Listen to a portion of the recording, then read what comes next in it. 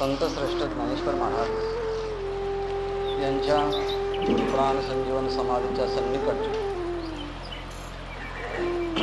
अनेक संतांच्या, साधकांच्या आणि परमानंद श्रोत्यांच्या समोर आपण ज्ञानेश्वरीच्या 9व्या अध्यायाचं क्रमशः चिंतन करण्याचा या ठिकाणी अल्पसा प्रयत्न चाललेला आहे. ज्ञानेश्वर महाराज ह्या वक्ता आणि श्रोता ह्या उभयतांच्या निमित्तानं आपल्याशीच एक प्रकारचा आत्मसंवाद साधत आहे आणि आत्मसंवाद साधण्याची ज्ञानवरांची ही विशेष प्रकारची करुणा सकळ श्रोत्यांच्या वरती आहे.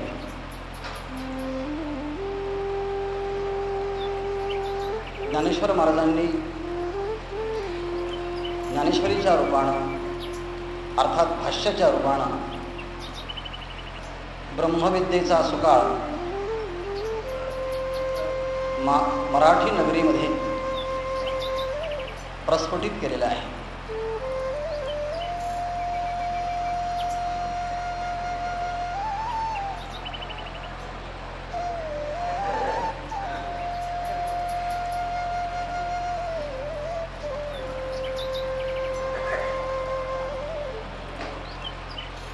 परंतु हा ब्रह्मविद्येचा सुकाळ ज्या मराठी नगरीमध्ये ज्ञानोबरायांनी केला,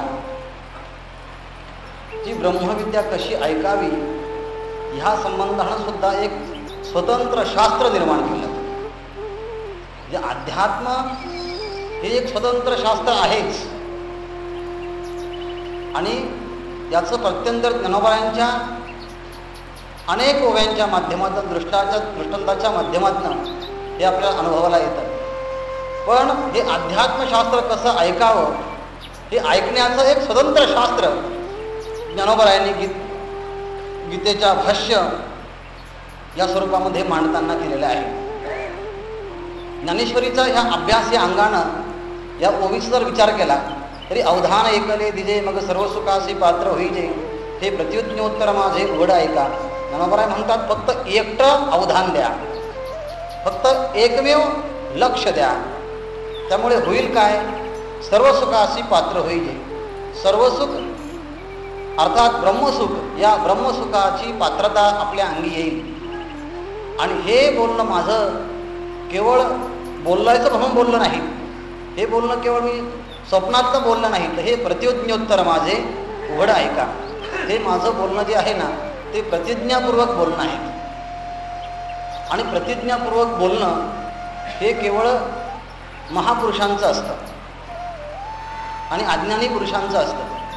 अज्ञानी पुरुषांची प्रतिज्ञा ही कधी पूर्ण होत नाही, परंतु संत आणि महापुरुषांची प्रतिज्ञा ही पूर्ण झाल्याशिवाय राहत नाही. नामदेव महाराजांनी प्रतिज्ञा केली होती की देवा तुझे 100 कोटी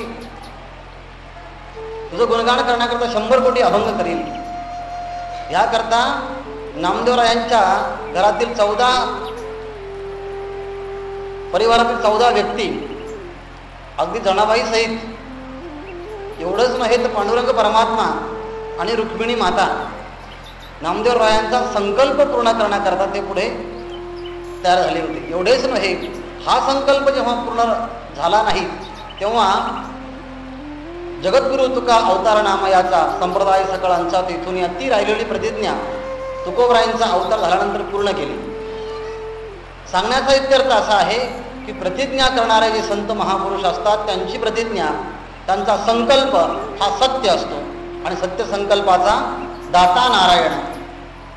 सत्य संकल्प जो महापुरुषांचा असतो तो सत्य संकल्प पूर्ण करण्याचं सामर्थ्य देवाजवळ असतं आणि देव त्यांचा करून घेतात. हा एक भाग आहे.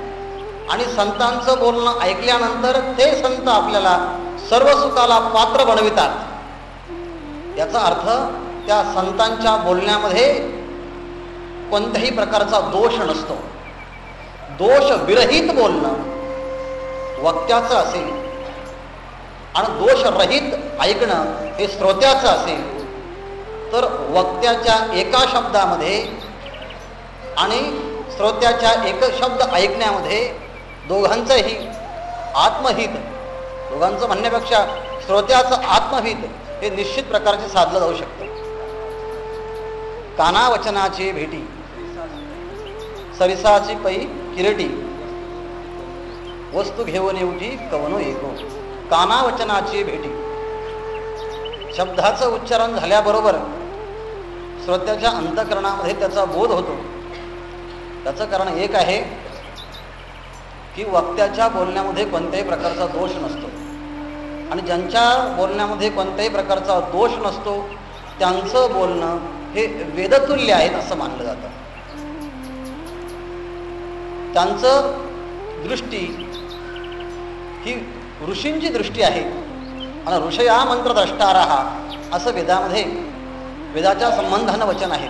वेद हे ज्यांच्या दृष्टीला दिसले असे ऋषीमुनी आहेत. ऋषीमुनींनी रचना करताना त्यांनी समाधीच्या अवस्थेमध्ये साधना करताना आपल्या जीवनातले सगळे जे काही दोष आहेत या दोषांचा हा निराश केला आहे.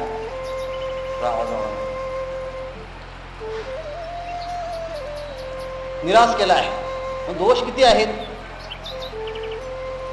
कोणतंही काव्य आत्मसाक्षात्कारापर्यंत पोहोचण्याचं सामर्थ्य एखाद्या वक्त्यामध्ये येण्याकरता वक्त्याच्या मध्ये काही दोष असतात. जसे मी काल श्रवणकर्ताचे काही दोष सांगितले त्याप्रमाणे ज्ञानोबराय असं म्हणतात की हे प्रत्युज्ञोत्तर माझे उघड आहे का. याचा अर्थ आहे ज्यांच्या बोलण्यामध्ये कोणत्याही प्रकारचा दोष नाही. मग दोष किती असतात तर बोलणाऱ्याच्या मध्ये दोष असतात. ज्यांच्यामध्ये दोष नाहीत तेच म्हणू शकतात की हे प्रत्युज्ञोत्तर माझे उघड आहे का. किती दोष आहे? भ्रम, प्रमाद, कर्णापाटव आणि विप्रलिप्सा हे बोलणाऱ्याच्या मधले दोष आहेत. हे 4 प्रकारचे दोष विरहित जर बोलणं असेल तर ते बोलणं त्या श्रोत्याला सर्व सुखाला पात्र बनवणार आहे. त्यांनी सर्व सुखासी पात्र होईल. काय आहे भ्रम? भ्रमाचं स्वरूप आपण विचार शंकराचार्यांनी ब्रह्मसूत्रावरती भाष्य करण्याच्या अगोदर एक उपोद्घात म्हणून अध्यास भाष्य लिहिलं आहे आणि ह्या अध्यास भाष्यामध्ये शंकराचार्यांनी भ्रम कसा होतो याचं स्पष्टीकरण दिलेलं आहे. ते असं म्हणतात, जसं मंद अंधकारामध्ये दोरीवर सर्पाचा भ्रम होतो आणि नसलेल्या भ्रमापोटी माणसाच्या अंतःकरणामध्ये भीती निर्माण होते, त्याप्रमाणे निर्गुण निराकार परब्रह्म परमात्मा जो आत्मा आहे असा एकमेव आत्मा आहे. आत्म्याच्या व्यतिरिक्त या जगामध्ये दुसरी वस्तूच नाही असा वेदाचा अंतिम सिद्धांत आहे.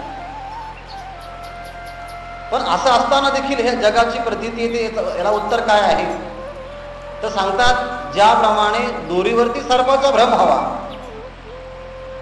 शिंपल्यावरी चांदीचा भ्रम हवा, स्थाणूवरती पुरुषाचा भ्रम हवा, त्याप्रमाणे सच्चिद आनंद स्वरूप असणाऱ्या ह्या आत्म्यावरती जगताचा भ्रम झाला आणि जग हे दिसायला लागले. आणि म्हणून व्यक्तीच्या अंतःकरणामध्ये जर दोष असेल तर भ्रम निर्माण होतो. जर माणसाच्या अंतःकरणामध्ये लोभ असेल तर चांदी शिंपलं जरी पडलं तरी आपल्याला चांदी दिसते. जर लोभी मनुष्य असेल अहो एवढंच काही, रस्त्याने जाता जाता एखाद्या पायाचा दगड जरी लागला पायाला तरी असं वाटतं की एखादा रुपया लागला की काय आहे, सोनं लागलं की काय आहे. लोभी माणसात ना, पत्र्याचा जरी आवाज आला तरी असं वाटतं सोन्याचाच पत्रा पाडला की काय. ते ज्यांच्या अंतःकरणामध्ये लोभ आहे त्यांना भ्रम होतो, ज्यांच्या अंतःकरणामध्ये भय आहे त्यांनाही लोभ होतो. ज्यांना सर्पाची भीती वाटते त्यांना दोरी दिसली की लगेच भीती वाटते. म्हणजे ज्यांच्या अंतःकरणामध्ये लोभ आहे, ज्यांच्या अंतःकरणामध्ये भय आहे, ज्यांच्या अंतःकरणामध्ये काम आहे त्यांना त्या त्या कल्पनेप्रमाणे त्या त्या वस्तूवरती भ्रम होतो. म्हणजेच ज्यांना आत्मस्वरूपाचं अज्ञान आहे त्यांना या जगतामध्ये भ्रम होतो. आणि ज्यांना भ्रम झाला आहे असं भ्रमात्मक बोलणं ज्या व्यक्तीच्या मुखातनं निघत असेल ते बोलणं आणि तो वक्ता श्रोत्यांना आत्मस्वरूपापर्यंत घेऊन जाण्याकरता असमर्थ पडतो. आणि म्हणून आशाबद्ध वक्ता जो आहे तो आशाबद्ध वक्ता किंवा भ्रमाने युक्त असणारा जो वक्ता आहे त्या वक्त्याचं बोलणं हे भ्रमयुक्त असतं, यथार्थ बोलणं नसतं. आणि यथार्थ ज्यांचं बोलणं नसतं ते वक्त्यांना आत्मस्वरूपापर्यंत घेऊन जात नाही. ज्ञानोबा म्हणतात, मी प्रतिज्ञोत्तर माझे ओढ आहे का, माझं हे प्रतिज्ञोत्तर आहे. याचा अर्थ आहे ज्ञानेश्वर महाराजांच्या जीवनामध्ये भ्रम झालाच नाही. कारण काय आहे, तो परमात्मा जसा आहे तसा ज्ञानोबारायांनी आपल्या ज्ञानेश्वरीमध्ये अभंगाच्या रूपानं ओव्यांच्या माध्यमातून सांगितलं आहे. म्हणजे माऊलीच्या ठिकाणी भ्रम नावाचा दोष नाही. दुसरा आहे प्रमाद. भ्रम तरी बरा, प्रमाद त्यापेक्षा वाईट. प्रमाद म्हणजे काय, एखादी गोष्ट माहिती असताना सुद्धा जाणून बुजून करणं याला म्हणतात की प्रमाद. डायबिटीज ज्याला झालेला आहे त्याला गोड खाणं वर्ज्य आहे, पण गोड पदार्थ आला की गोड पदार्थ पाहिल्याबरोबर याच्या जिभेला पाणी सुटतं आणि म्हणतो 4-5 नाही जरी खाणं झालं तरी 1 गुलाबजाम खायला हरकत काय आहे, 2-4 चहाचे कप नाही जरी पेले तरी 1 कप प्यायला काय हरकत आहे. म्हणजे माहिती आहे एखाद्या गोष्टीमध्ये आपण जर ही जर चूक केली तर आपल्या जीवनामध्ये घात होणार आहे, आपलं जीवन विघातक ठरणार आहे. तरी जाणून बुजून एखादी गोष्ट करण्याकरता मनुष्य प्रवृत्त होतो, याला म्हणतात की प्रमाद. आणि प्रमादामुळे मृत्यू याची शक्यता असते. महाभारतामध्ये सगळ्यांना माहिती असणारं प्रसिद्ध उदाहरण आहे. आणि ते उदाहरण म्हणजे पांडवांच्या वडिलांचं अर्थात पंडूचं. शाप होता, जर तुझ्याकडनं पुन्हा अंगसंग घडला गेला तर तुझा मृत्यू येईल. आणि म्हणून दोघीही माद्री आणि कुंती दोघीही प्रयत्न करत होत्या तसा प्रसंग ह्या आमच्या जीवनामध्ये येऊ नये आणि आम्हाला आमच्या डोळ्याने आम्हाला आमचं वैधव्य पाहता येऊ नये. सर्व प्रकारचा प्रयत्न केला होता, पण पंडूच्याकडनं हा दोष घडलाच गेला. आणि हा दोष घडल्या गेल्यामुळे स्पर्श होताच त्याला मृत्युमुखी पडावं लागलं होतं. कारण काय आहे, जंगलामध्ये असताना ऋषींच्या संगमामध्ये जणू काही त्याला असं वाटलं की या ठिकाणी एक पशु आहे विहार करतायत, म्हणून त्यांनी बाण सोडला. आणि ऋषी आपल्या सहचारणीबरोबर असताना त्यांना तो प्रकारचा बाण लागल्यामुळे त्यांनी शाप दिला होता, अशा प्रकारची कृती जर तुझ्याकडनं घडली गेली तुला देखील आमच्याप्रमाणे मरावं लागेल. असं सगळं वर्णन महाभारतामध्ये येतं.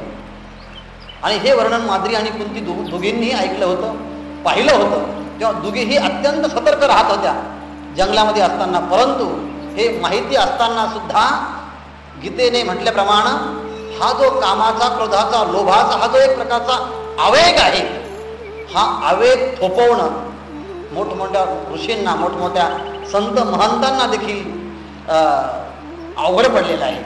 म्हणून तर भगवंतांनी म्हटलं आहे ना, शक्नोती हैव सोडून प्राक्षरीर विमोक्षणात काम क्रोधोद्भवं वेगम सयुक्ता ससुखी स नराहा.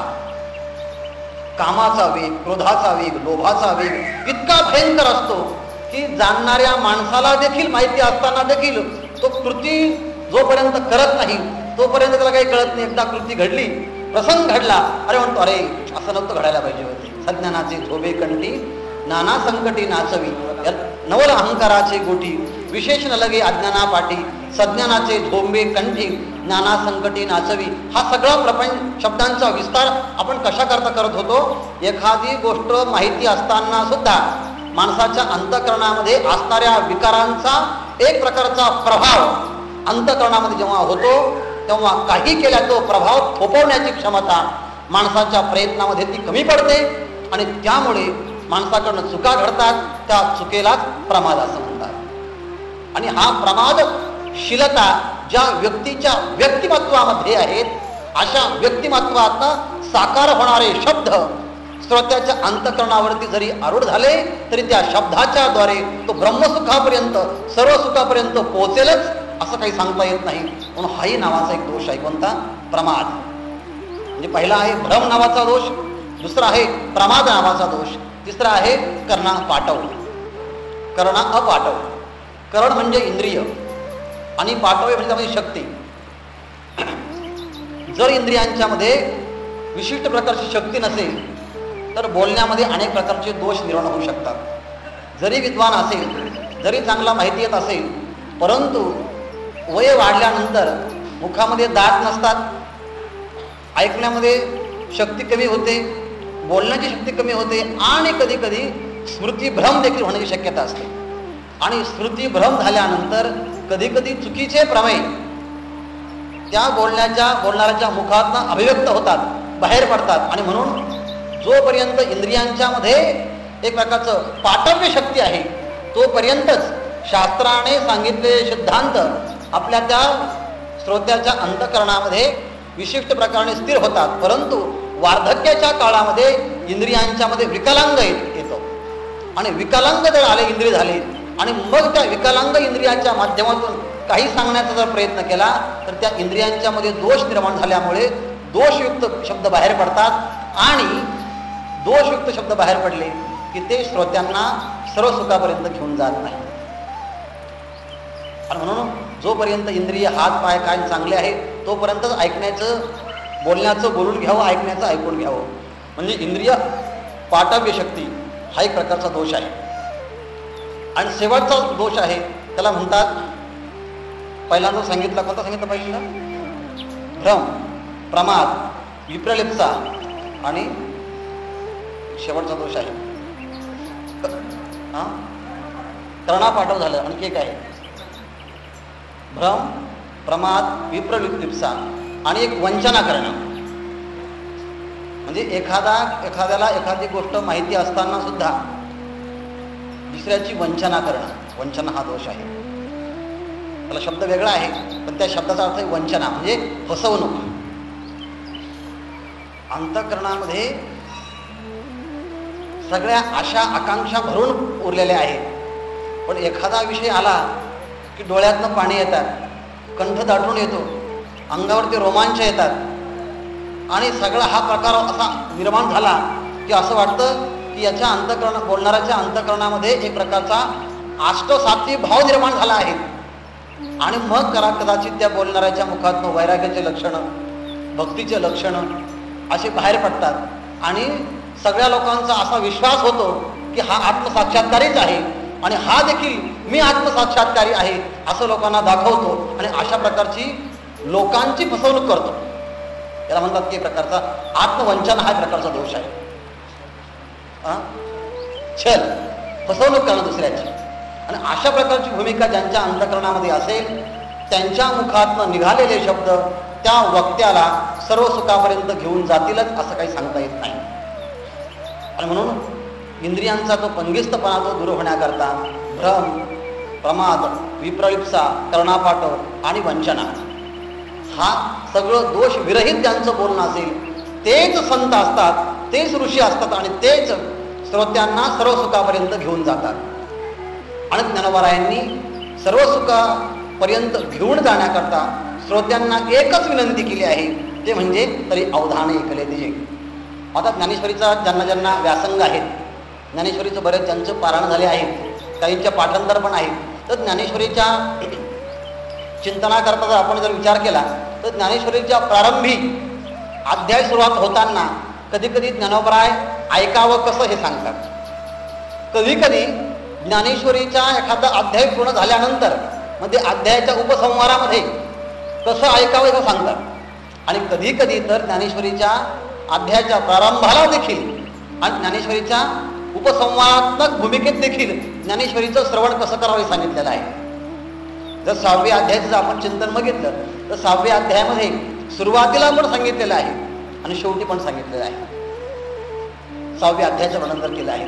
असे बरेच अध्याय आहेत की काही अध्यायांच्या मध्ये सुरुवातीला काही सांगितलं नाही, पण अध्यायाचा सांगता होत असताना ज्ञानोबारायांनी काही अशा विशिष्ट मुद्दे मांडले आणि त्या मुद्द्याच्या आधारानं श्रवण कसं करावं असं सांगितलेलं आहे. आणि म्हणून ज्यांना ज्ञानेश्वर महाराजांनी श्रवण कसं करावं याचा जर अभ्यास करायचा असेल तर ज्ञानेश्वरीचा प्रारंभ बघावा आणि ज्ञानेश्वरीचा उपसंहार बघावा.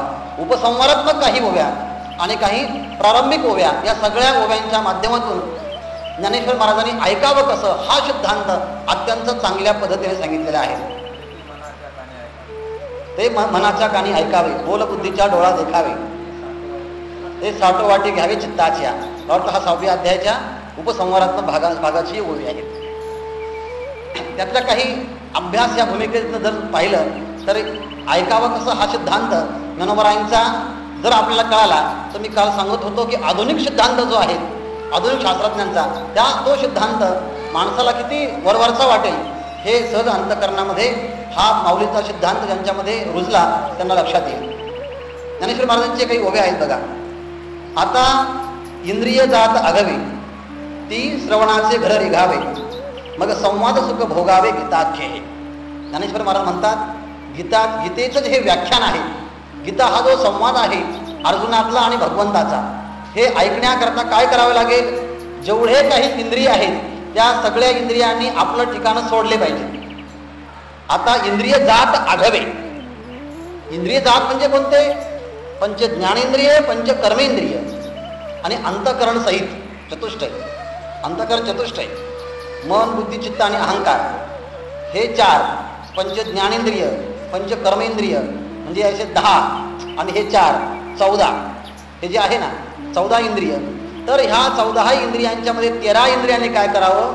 आपापलं ठिकाणं तात्पुरते 1 तासापुरतं सोडावेत आणि सगळं जसं आम्ही सगळं 1 तास सगळं घर सोडून मंदिरामध्ये येऊन बसतो त्याप्रमाणे या 14 इंद्रियांच्या मध्ये या 13 इंद्रियांनी सगळं आपापले चंबूळ गबाळ एकत्र घेऊन श्रवणाच्या दारामध्ये बसावं. ज्ञानोबराय म्हणतात आता इंद्रिय जात आघावे. जेवढे काही इंद्रिय असेल त्या सगळ्या इंद्रियांनी ती श्रवणाचे घर रिघावे. त्या सगळ्या इंद्रियांनी कानामध्ये बसावं. मग संवाद सुख भोगावे गीताख्ये. आणि मगच गीतेचं जे व्याख्यान आहे ना ते एकाग्रतेने ऐकता येईल. नाहीतर काय होतं, आमचे कान पण ऐकतात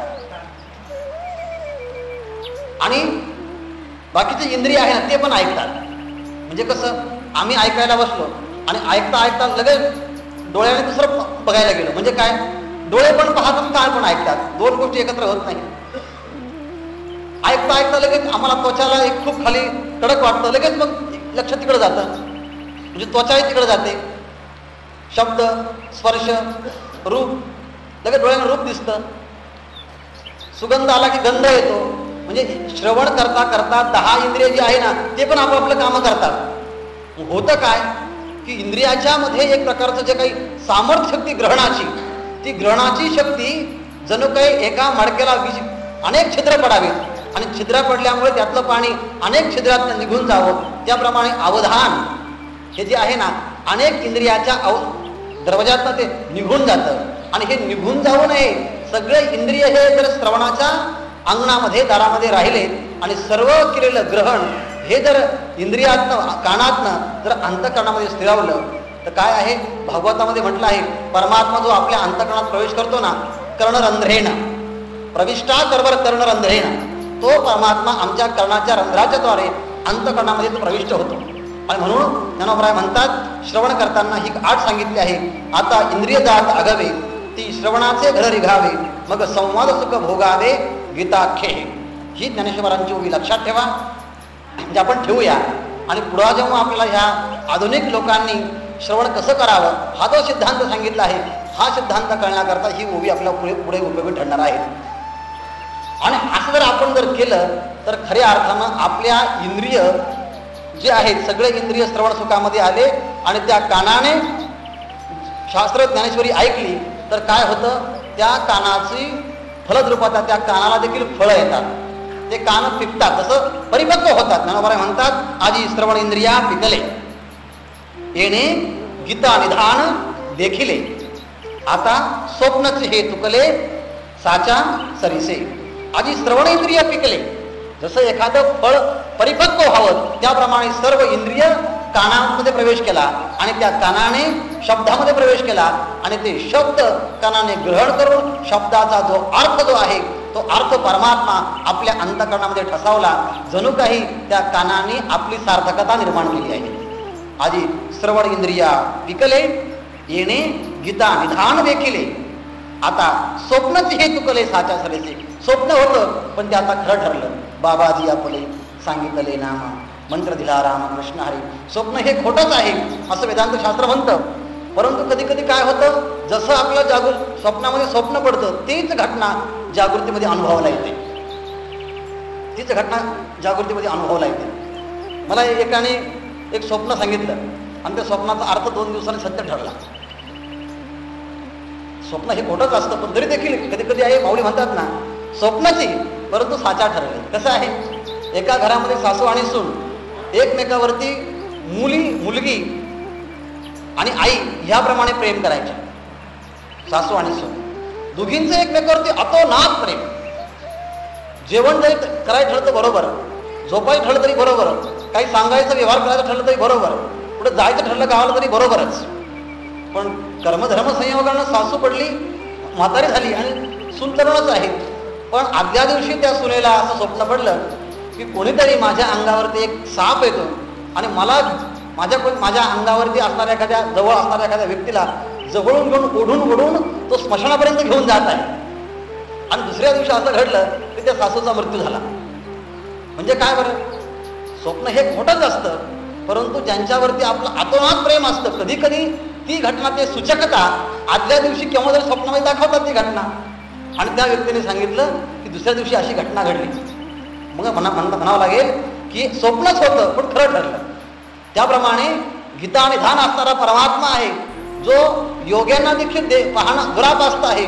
पण ज्ञानोबराय म्हणतात जर श्रवणाच्या माध्यमातून नीट श्रवण केलं तर ते गीता निधान देखिले, ते गीता निधान परमात्मा देखील आम्हाला डोळ्यांनी पाहता येईल एवढं सामर्थ्य आमच्या शब्दाचं आहे. अनंत रूपे अनंत वेशे देखिले मी आद्यासी बापरमादेवरो पूर्ण बाणले कैशी. ही प्रतिज्ञा तशीच ज्ञानोबरायांची आहे, तशीच प्रतिज्ञा ज्ञानोबरायांच्या शब्दाची आहे.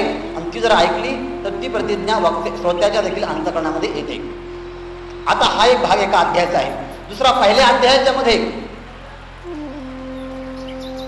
ज्ञानेश्वर महाराजांनी श्रवण कसं करावं हे सांगताना अत्यंत नाजूक आणि शालीनतापूर्वक आणि अत्यंत कोमल अशा पक्षाला दृष्टांत दिला आहे. ते असं म्हणतात, शारदेचे चंद्रकळे माझी अमृतकन कोवळे, ते वेचिती मने मवाळे चकोरत लगे.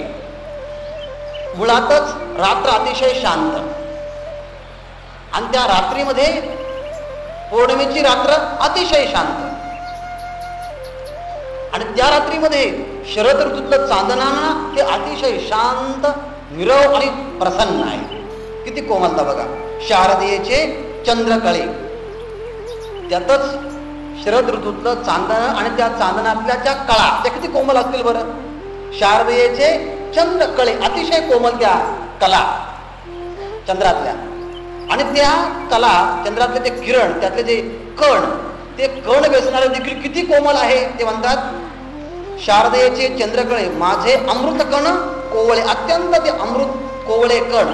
आणि ते ग्रहण करणारे कोण आहे, अमृत कण कोवळे ते वेचिती कोण, मने मवाळे, अत्यंत मवाळ अशा मनानं वेचणारे कोण आहे, चकोर तलगे, चकोराचे पिल. चकोरच मुळात अतिशय शांत गंभीर आणि मृदू आणि त्याचे पिल त्याहीपेक्षा मृदू आणि ते पिलही मनाच्या मवाळपणानं कोवळे असतं. चंद्रकिरण जे आहे शरद ऋतूतलं ते ग्रहण करतात. याचा अर्थ आहे आपण ग्रहण करताना देखील आपल्या अंतःकरणामधला जो कठोरता आहे इंद्रियांतली, ती कठोरता काही काळ शांत नम्र, विनम्र, शांत, पवित्र आणि मृदू बनलेली पाहिजे. मन प्रसन्न बनलं पाहिजे. आणि जो सिद्धांत ग्रहण करतो तो ज्ञानोबा म्हणतात किती कोवळ आहेत, किती कोवळ आहेत. अध्यात्म सिद्धांत शारदेचे चंद्रकळे माझी अमृतकन कोवळे ते वेचिती मने मवाळे चकोरत लगे. आत्मसिद्धांत जो आहे ना तो शरद ऋतूतल्या चांदण्याप्रमाणे अत्यंत कोमल आहेत आणि हा ग्रहण करण्याकरता आमच्या अंतःकरणाची स्थिरता तेवढीच पाहिजे. तया परिश्रोता अनुभवावी ही कथा अति हळूवारपणे चित्ता आणवण्या. तया परिश्रोता ज्याप्रमाणे शरद ऋतूतलं चांदणं त्या चांदण्यातले कोवळे कण चकोराचं पिलू जसं हळूवारपणानं ग्रहण करतं त्याप्रमाणे ज्ञानेश्वरीतील एक एक शब्द एक एक ओवी अत्यंत प्रसन्न अंतःकरणानं, अत्यंत भाविक अंतःकरणानं, अत्यंत श्रद्धापूर्वक अंतःकरणानं, अतिशय स्थिर अंतःकरणानं तया परिश्रोता अनुभवावी ही कथा अति हळुवारपणे चित्ता आणवण्या. चित्तांत हळुवारपणा आणला पाहिजे. चित्ता म्हणजे विक्षिप्त असता कामा नाही, चित्तामध्ये चंचलता असता कामा नाही. काल जे दोष सांगितले ना ते दोष विरहित असलं पाहिजे आहे. आणि म्हणून कोणत्याही वक्त्याचं श्रवण करण्याच्या अगोदर 10 मिनिटं जाऊन बसावं. कारण काय आहे 10 मिनिटं जाऊन बसण्यामध्ये हा फायदा आहे की आतापर्यंत आपण जे काही व्यवहार करत होतो त्या व्यवहारामध्ये आपलं चित्त विक्षिप्त झालेलं असतं आणि इथं आल्यानंतर हरे राम राम राम हरे हरे, हरे कृष्ण कृष्ण कृष्ण हरे हरे या मंत्राचा जप करत करत 2 मिनिटं बसलं की अंतःकरण शांत होतं आणि शांत अंतःकरणामध्ये आपल्याला श्रवण करायला सोपं जातं. आणि मग त्या सोप्या अंतःकरणामध्ये तया परिश्रोता अनुभवावी कथा अति हळुवारपणे चित्ता आणवण्या. आणि हे कसं करायचं तरी शब्द विणे संवादिजे इंद्रिया नेणता भोगीजे बोला आधी झोंबीजे प्रमेयाशी. शब्दांच्याकडे जास्त किस न पाडता शब्दांच्या मध्ये जो नाजूक अर्थ आहे त्या शब्दांच्या मध्ये ज्या परमात्म्याचं वर्णन केलं आहे तो घ्यावा. नाहीतर काय शब्द किती अर्थ किती कोणता अनुप्रास आहे यमक काय आहे याच्यामध्ये भानगडीमध्ये पडण्यापेक्षा ज्ञानोबा म्हणतात जैसे भ्रमर पराग नेती परी कमळदळ नेणती तैशा परी सेविती ग्रंथ ये. जैसे भ्रमर पराग नेती ज्याप्रमाणे भ्रमर जे आहेत भुंगे जे आहेत फुलावरचा तो पराग घेऊन जातात. पण ज्या फुलावरचा तो पराग घेऊन जातात ज्या फुलाच्या पाकळ्यावरनं तो पराग घेऊन गेले त्या पाकळ्यांना कल्पना देखील येत नाही की आमच्यावरती कोणीतरी बसलं आणि बसून त्या ठिकाणी आमच्यावरचा पराग कुठेतरी घेऊन गेलं. एवढी सुद्धा डिस्टर्बन्स एवढी सुद्धा विक्षेपता तो भुंगा त्या फुलांच्या पाकळ्यावरती निर्माण करत नाही. त्याप्रमाणे इंद्रिय रूपी ह्या फुलांच्या पाकळ्या आणि ह्या फुलांच्या पाकळ्यावरती आत्मसंवाद रूपी जो काही पराग आहे तो पराग मनरूपी भ्रमरानं इतक्या नाजूक पद्धतीने घ्यावा की तो इंद्रियांना कळूच नाही. आणि मग काय सांगितलं ना इंद्रिया चोरुणी जेवीचे इंद्रियांना चोरून जेवावं. म्हणजे काय इंद्रियांना चोरून जेवावं म्हणजे असं की ज्याप्रमाणे कमळाच्या पाकळ्यावरती असणारा पराग भ्रमर त्या परागाला त्या पाकळ्यांना समजून न देता नाजूक पद्धतीने घेऊन जातो त्याप्रमाणे मनरूपी पराग इंद्रिय रूपी ह्या पाकळ्यांच्या वरती असणारा आत्मसंवाद रूपी पराग घेऊन जाताना इंद्रियांना कळू सुद्धा नाही. त्याप्रमाणे ज्ञानेश्वर महाराज म्हणतात ग्रहण करावं जैसे भ्रमर पराग नेती परी कमळदळ नेण्याती दैशा परी आई सेवेती ग्रंथी. आणि असं करताना आपलं ठिकाण सोडू नये. माऊली असं म्हणतात आपला ठाव न संडिता आलिंगीजे चंद्रू प्रगटता हा अनुराग भोगिता कुमुदिनी जाणे. कसं श्रवण करावं ज्ञानोबा म्हणतात तुम्हाला जर प्रेम शिकता आलं तर ह्या तिच्याकडे पाहून शिकावं आणि हे प्रेम ज्याला शिकता आलं त्याला श्रवणातलं प्रेम कळेल. ते म्हणतात आपला ठाव न संडिता आपलं ठिकाण ज्या ठिकाणावरती आहे ते ठिकाण न सोडता त्या ठिकाणावर राहूनच आकाशामध्ये उंच कुठपर्यंत असलेला जो चंद्र आहे ना त्या चंद्राला आलिंगन देण्याचं कौशल्य. आपला ठाव न संडिता आलिंगीजे चंद्रू प्रगटता हा अनुराग भोगिता कुमुदिनी जाणे. कुमुदिनीलाच हा अनुराग हे प्रेम कळतं. हे आपलं ठिकाण न सोडता आकाशामध्ये असणाऱ्या चंद्राला आलिंगन देण्याचं किमया हे ज्यांना कळाली ना अशी एकमेव कुमुदी आहे. प्रेम कसं करावं तिला जाऊन विचारा. रामराय म्हणतात आपला ठावन संडिता आलिंगी चंद्रू प्रगटता. हा अनुराग म्हणजे प्रेम, हा अनुराग भोगिता कुमुदिनी जाणे ऐसे आणि गंभीरपणे स्थिरावले आणि अंतकरणे. थोडं काय अथिला तोची जाणे मानूये ऐसे आणि गंभीरपणे. एवढा गंभीरपणा इंद्रिय आहे त्या ठिकाणी ठेवूनच अत्यंत हळुवारपणानं त्या शब्दाच्या द्वारे निघणारा जो परमात्म्याचा अर्थ आहे त्या अर्थाला आलिंगन देण्याचं सामर्थ्य इंद्रियांच्या मध्ये प्राप्त व्हावं, तेही आपलं ठिकाण न सोडता ही किमया त्या शारदीयाच्या त्या कुमुदिनीच्याकडे पाहून जर तुम्हाला शिकता आली तर शिका. आणि असं जर शिकता आली तर ज्ञानोबा म्हणतात ऐशेने गंभीरपणे स्थिरावले आणि अंतकरणे आथिला तोच जाणे. तोच खऱ्या अर्थानं श्रवण कसं करावं तोच जाणू शकतो. आणि आम्ही मानू ये, आम्ही ह्या प्रकारचं या ठिकाणी मानतो. आणि ह्याकरता बोलायचं असेल ना तर मी जे असं बोलतोय तुम्हाला सांगतो ऐका ऐका ऐका. मी माझ्या मनाचं बोलत नाही. बरोबर म्हणतात आता देई जो अवधान तुम्ही बोलविल्या मी बोलेन.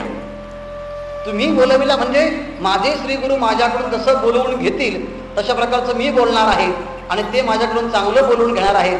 त्याप्रमाणे मी सुद्धा तुमच्याकडून चांगलं ऐकवून घेणार आहे. आणि म्हणून तुम्ही ऐकायचं असेल ना अति सकौतुक ऐकता. ऐकत असताना अत्यंत कौतुकानं ऐकावं, अत्यंत भाविकतेने ऐकावं. आणि मग असं जर केलं तर काय होईल. तैसे कथेची ऐकणे एक श्रवणाची होय पारणे आणि संसार दुःख मुळवणे विकृती विना. कोणत्याही प्रकारच्या इंद्रियामध्ये विकृती न आणता तुम्हाला मोक्ष सुख बसल्या बसल्या डोळे झाकून झाकून ऐकता ऐकता देखील मी पुरवू शकतो असं ज्ञानोबा प्रतिज्ञापूर्वक सांगतात. आणि म्हणून ते म्हणतात जरी मंत्रेची वैरी मरे तरी वाया का बांधावी कटारे, रोग जाळे दुधसाकळे तरी निंबका प्यावे. जर मंत्राने वैरी मरत असेल तर मग विनाकारण हातामध्ये तलवार घेण्याची आवश्यकता काय आहे. जर तुमच्या ठिकाणी असलेला रोग जर दुधसाखरेने जात असेल तर मग कडुनिंब का प्यावा. त्याप्रमाणे तैसा मनाचा मारू न करिता इंद्रिया दुःख न देता येत मोक्ष असे ऐता श्रवणाची माझी. ज्ञानेश्वर बाबांचं हे बोलणं ऐकल्यानंतर कधी कधी मनाला आश्चर्य होईल. ज्ञानोबा म्हणतात तैसा मनाचा मारू न करिता, इंद्रियाला कोणत्याही प्रकारचा मार न देता. इंद्रिया तैसा मनाचा मारू न करिता इंद्रिया दुःख न देता, इंद्रियांना कोणत्याही प्रकारचं दुःख न देता एक मोक्ष असे ऐता श्रवणाची माझी विषय किंवा माझी. केवळ श्रवणाच्या माध्यमातून इंद्रियांना आणि मनाला दुःख न देता मोक्ष प्राप्त होता करता येतो. असं जर असेल तर एवढे ऋषी मुनी जपी तपी संन्यासी एवढा इतका वेळ मनाला का मारतात, ते एवढं व्रत आचरण का करतात. आणि तुमचं ऐकल्याबरोबर तुम्हाला मोक्ष होईल असं तुमचं म्हणणं कसं काय आहे. ज्ञानोबा एक इतर ठिकाणी असं दृष्टांत देतात. एखादा मुलगा इतका उदंड असतो इतका उदंड असतो त्याला हाणलं तरी ऐकत नाही, मारलं तरी ऐकत नाही, त्याला घरात कोंडून ठेवलं तरी ऐकत नाही, काहीच करून ऐकत नाही. शेवटी आई ती कंटाळते आणि तुला काय करायचं ते कर. पण शेवटी एखादी आई असते अरे बाळ तुला ते करायचंच आहे ना पण आता नको करू, तू जेव्हा मोठा होशील ना तेव्हा ते कर. तुला जर काही वाईट गोष्टी करायच्या असेल किंवा तिकडे डोंगरावर जायचं असेल, पाण्यात पोहायला जायचं असेल, तू कर, नक्कीच आपण तुझ्याबरोबर मी पण येते, पण तू थोडासा मोठा हो. मग आई मी मोठा कधी होणार. अरे 10-5 वर्षांत तू मोठा होणार आहे, मग तुझ्याबरोबर मी पण येईल तिथे खेळण्याकरता डोंगरावर जाण्याकरता. मग आता काय, आता तू अभ्यास कर. आता अभ्यास केला ना तुला चांगले मार्क पडतील, तू मोठा होशील आणि मोठा झाला ना तुला जे म्हणेल ते तुला करता येईल. आणि म्हणून ते मुलगा जे हाणून ऐकलं नाही, जे मारून ऐकलं, जे कोंडून ऐकलं नाही, ते मुलाला प्रेमाने सांगितल्यानंतर त्या मुलाने सगळं ऐकायला सुरुवात केली. आणि सगळं ऐकायला सुरुवात केल्यानंतर ती आई म्हणाली मारल्याशिवाय कोंडल्याशिवाय ठोकल्याशिवाय केवळ माझ्या ऐकण्यानं मुलगा सुधारला. आणि एक आई म्हणते तिला इतकं मारलं, इतकं ठोकलं, इतकं कोंडलं तरी मुलगा ऐकत नाही. तुमची पद्धत वेगळी आहे. सगळ्याच गोष्टी मारण्याने ठोकण्याने कोंडण्याने पूर्ण होत नाही, काही गोष्ट प्रेमाने देखील पूर्ण होतात. जसं ज्ञानोबा म्हणतात या मनाला तुम्ही किती मारण्याचा प्रयत्न केला, इंद्रियांना किती कोंडण्याचा प्रयत्न केला, एवढं काही सगळं शक्य नाही. आणि म्हणून ह्या इंद्रियांना, मनाला आणि सगळ्या गोष्टीला प्रेमाने तुम्ही सांगा. आणि प्रेमाने तुम्ही सांगायला सुरुवात केली ना, ह्या मनाची एक निके जे देखल्या गोडीच्या ठाया सोके, म्हणजे अनुभवा सुखाची कौतुके दावीत जाय. या इंद्रियांचा, या मनाचा स्वभाव असा आहे, आवडती गोष्ट याला दाखवली की मग ती गोष्ट पुन्हा पुन्हा पुन्हा पुन्हा ऐकण्याची, श्रवण करण्याची सवय या मनाला होते. आणि म्हणून हे मन ते ऐकतं. या अर्थानं ज्ञानोबा म्हणतात, इंद्रियाला कोणत्याही प्रकारचं दुःख न देता, मनाला दुःख न देता, इंद्रियांना दुःख न देता केवळ श्रवण करताना. आणि म्हणून सगळ्या प्रकारच्या यातना सहन करण्याच्या ऐवजी फक्त माणसाने श्रवणाच्या यातना सहन केल्या तर सर्व प्रकारचे सुख त्या माणसाच्या हातामध्ये येऊ शकतात, असं ज्ञानोबा आहे प्रत्युत्तर उत्तर सांगतात. आणि म्हणून ऐसा मनाचा मारू न करिता, इंद्रिया दुःख न देता, एक मोक्ष असे ऐता श्रवणाची माझी. आणि म्हणून ज्ञानोबा म्हणतात, तू चित्त देवोनी अवधारी. आणखी सांगतात, परी ते मनाची कानी ऐकावे, बोल बुद्धीच्या डोळा देखावे, हे साठोवाटी घ्यावे चित्ताची. तुम्हाला म्हणावं लागेल, साठोवाटी करावं लागेल, म्हणजे देणं घेणं करावं लागेल. काय करावं लागेल? तुम्ही मला तुमचं चित्त द्या, मी तुम्हाला मोक्ष देतो. तुम्ही चित्त द्या, मी तुम्हाला मोक्ष देतो. मोक्ष देण्याची आणि चित्त घेण्याची ही जी साठोवाटी आहे, एकमेकाला आदान प्रदान करण्याची क्षमता जी आहे, ती तुम्ही जर आदान केलं, मी तुम्हाला प्रदान करेन. कोणतं? तुम्ही मला चित्त आदान करा, मी तुम्हाला मोक्ष प्रदान करतो. मोक्ष सुख जे आहे ना, सर्व सुखाची पात्र होईल. पण हे करताना काय करावं लागेल? चित्ताचे साठोवाटी, चित्त तुम्हाला मला द्यावं लागेल. मग असं जर चित्त दिलं तर काय होईल? अवधानाचे नि हाते न्यावे हृदया आठवते, हे रिझविल ऐनिते सज्जानाची या. जर तुम्ही मला चित्त दिलं आणि जर चित्त दिल्यानंतर माझं जर बोलणं ऐकलं, तर ऐकता ऐकता तुमचं चित्त जे आहे ना, तुमची जी बुद्धी आहे ना, त्या बुद्धीला माझं बोलणं पटेल, माझं बोलणं समजेल. आणि मग मनाचे निजांगे,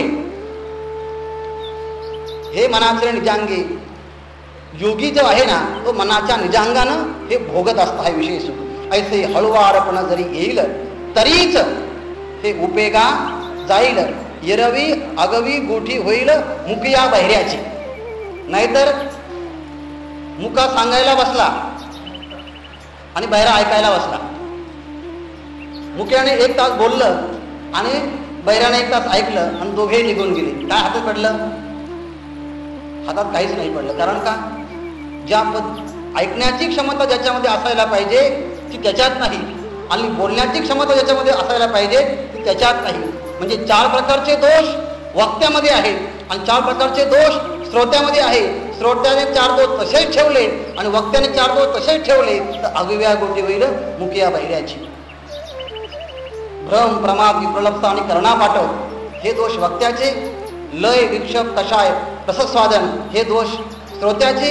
हे श्रोत्याचे 4 दोष आणि वक्त्याचे 4 दोष तसंच ठेवून जर श्रवण केलं तर माऊली असं म्हणतात, ही एरवी अगवी गोठी होईल मुकिया बहिऱ्याची. म्हणून काय करा? जी आत्मबोधाची आवडी केली, सर्व सुखाची स्वर्ग सुखाची कुरंडी, ते वाचून येतीची गोडी नेणती अनेक. ज्यांनी स्वर्ग सुखाच्या लालसेला लात मारलेली आहे, जेणे आत्मबोधाची आवडी, आत्मसाक्षात्कार व्हावा या तीव्र इच्छेने आपल्या अंतःकरणामध्ये असणाऱ्या स्वर्गाची लालसा, त्या लालसेला कुरंडी फेकून टाकलेलं आहे. केली स्वर्ग सुखाची कुरंडी, ते वाचून येतेची गोडी नेणती अनेक. असं जे असेल ना, तेच फक्त हे अवधान जे आहे ना, ते लक्षपूर्वक ऐकू शकतील आणि त्यांच्याच अंतःकरणामध्ये एक प्रकारची पात्रता निर्माण होईल. त्यामुळे म्हणतात, फक्त माझं बोलणं जरी ऐकलं तरी तुमच्या जीवनामध्ये पात्रता निर्माण होईल. आणि एक आहे, जोपर्यंत पात्रता निर्माण होत नाही आणि अपात्र व्यक्तीला किती जरी सांगितलं तरी त्याचा काहीच परिणाम होत नाही. सोन्याचं जोपर्यंत पात्र निर्माण होत नाही तोपर्यंत वाघणीचं दूध किती जरी तुम्ही आणलं तरी पत्र्याच्या भांड्यामध्ये, अल्युमिनियमच्या ताटामध्ये, चांदीच्या ताटामध्ये किंवा दुसऱ्या कोणत्याही ताटामध्ये ते दूध राहू शकत नाही. कारण का? वाघणीचं दूध पचवण्यासाठी काय लागेल? सोन्याचं भांडच लागेल. तसे मोक्ष देईल ज्ञान एथ कीर नाही आण, परी थारे आयशे मन शुद्ध व्हावे. जे मन आहे ना ते शुद्ध जर मन झालं तर आणि तरच ते शुद्ध ज्ञान त्यामध्ये स्थिरावे. अहो माऊली, ते मन शुद्ध कसं काय होईल? सांगितलं तुम्हाला, फक्त श्रवण करा. श्रवण केल्यानंतर एवढं होईल? हो. तुम्ही श्रवण करता करता करता बराच काळ ऐकलं आणि तुम्ही कधी एकांतात असाल, घरात असाल, रस्त्याने फिरत असाल, तर ऐकता ऐकता ते शब्द, ती ओवी, त्या ओवीचा अर्थ तुमच्या कानामध्ये फिरायला लागेल, तुमच्या मनामध्ये तो गुंगायला लागेल. ते शब्द, तो अर्थ पुन्हा पुन्हा तो बोलायला लागेल. आणि असं जेव्हा होईल ना, तेव्हा ते श्रवण तुमच्या जीवनामध्ये मनन होईल.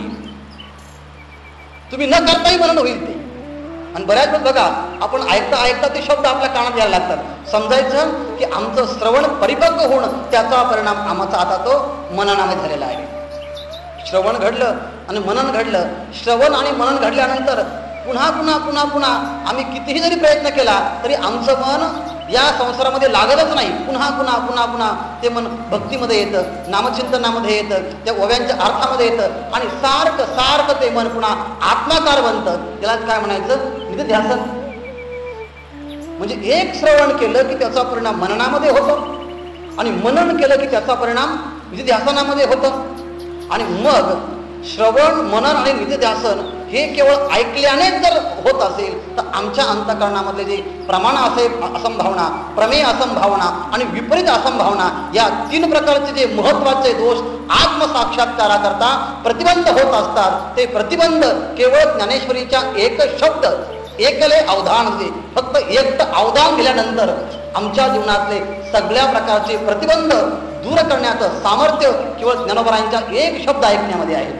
म्हणून ते असं म्हणतात, तरी अवधान एकले दिजे. नुसतं अवधान दिलं त्याचा परिणाम श्रवण होईल, श्रवणाचा परिणाम मननामध्ये होईल, मननाचा परिणाम निधिध्यासनामध्ये होईल आणि सगळ्यांचा परिणाम अंतःकरणामध्ये असलेले जे काही दोष आहे, प्रमाण असंभावना, प्रमेय असंभावना, विपरीत असंभावना, सगळ्यांचं दोष निवृत्त झाली की आत्मा जो स्वयंप्रकाशित आहे ना, तो आत्मा त्याचं वर्णन करतो.